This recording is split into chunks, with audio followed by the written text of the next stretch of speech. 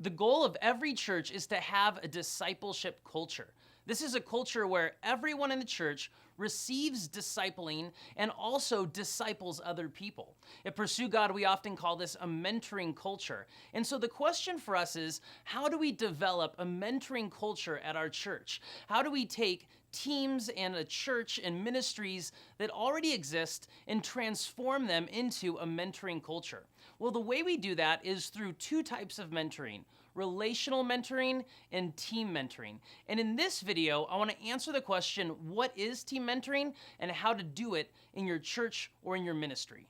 Team mentoring is the kind of mentoring that you are going to do with a team leader, or if you are the team leader of a ministry, you're going to do with the people on your team or other leaders within your team.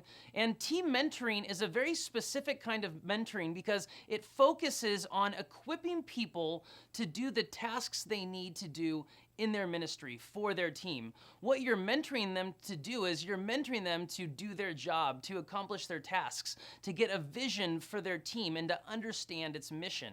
So team mentoring is very focused. It's focused on things like training. It's focused on pertinent leadership conversations that you need to have with a team leader about recruitment or about handling conflict on your team or whatever it might be. It involves having conversations about mission and vision so that everybody on the team understands why this team exists. It's not just to hand out welcome bulletins when people walk through the doors, but it's connected to the larger vision of the church. And also what you're doing through team mentoring is you are introducing people to a mentoring culture, because team mentoring is different from relational mentoring, as you'll see in other videos on relational mentoring, but it's very similar in how it's done. And so you are preparing people to experience a mentoring culture when you use team mentoring.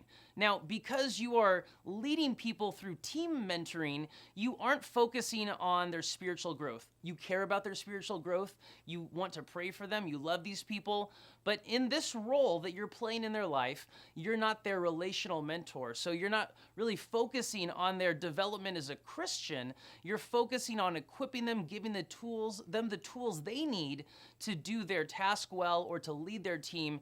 And you're also demonstrating for them how to do team mentoring with other people. So again, big picture, team mentoring involves equipping people to do their tasks, to do their ministry, equipping them to serve in their church or in their ministry. Now, let's talk about how team mentoring works. It's a pretty simple process, and if you're familiar with mentoring in the Pursue God system, then you're gonna have an idea of how this works already. But mentoring is very simple. You choose Pursue God conversations, you use the flex method, and then you have those conversations. So either you as the leader or the person you're gonna meet with, you choose a conversation, you both watch the video or read the article beforehand, and then when you get together, you go over, someone summarizes the video, and then you have your discussion. And again, as you're having your discussion, as you're talking over these points, as you're learning together, you're also teaching them how to do team mentoring with other people in the future. So that's really simple. That's how team mentoring works. Now, I know there's a lot of questions about how to practically do this. So let's talk about some of the most common questions about team mentoring.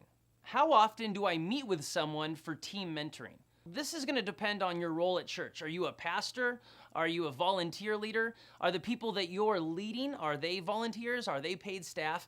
But typically we recommend that for most team leaders, you meet with them every 4 to 6 weeks. Every 4 to 6 weeks, you have a conversation with them. But do what's best for your team, for the needs of your leaders, and for the needs of your church.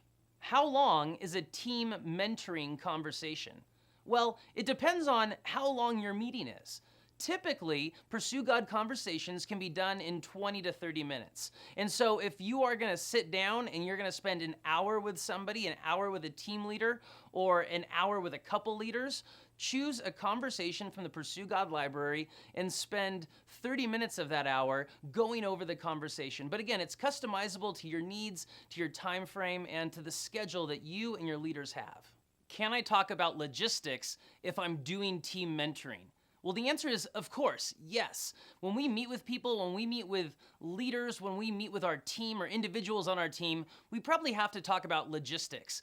Talk about who's going to pick up supplies for some event, or talk about switching the kind of paper we use to print our welcome cards, whatever it is, there's logistics that we need to talk about. What I would recommend is when you have meetings where you need to go over logistics, that's great, but also include a Pursue God conversation. Just be really aware of your time. Make sure that the Pursue God conversation doesn't take up all of your time, and in the same way, make sure that your logistics conversation doesn't take up all your time. In every conversation, as much as possible, try and have a Pursue God conversation so that you build that mentoring culture and you pass it on throughout your church. Is team mentoring impersonal? Now, it can sound a little impersonal to say, I want to meet with you once a month for 3 months and we're going to go over operations training. And that's what we're talking about. And that might seem a little cold in like a classroom setting. That's not what we mean at all. You see, Pursue God conversations are meant to focus your conversations. But of course, you want to get deeper than just the material we're trying to cover. You want to get to the point where people experience real life transformation, even as they understand what it means to serve on a team. And so, yes, we care about these people. We love these people that we serve alongside, those people that we lead. So have personal relationships, personal conversations, but simply allow the Pursue God conversations to focus your time together. What if someone on my team doesn't have a relational mentor? Now, it may be the case, especially if you are just sort of rolling out mentoring at your church, that people on your team, even leaders in your church, haven't experienced relational mentoring. Now, when that happens, you have an opportunity here.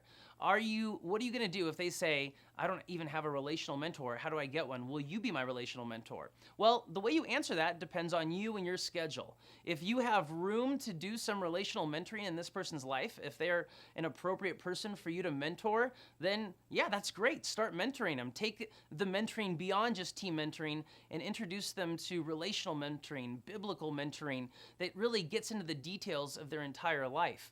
But if you don't have time to relationally mentor them, don't feel bad, that's okay.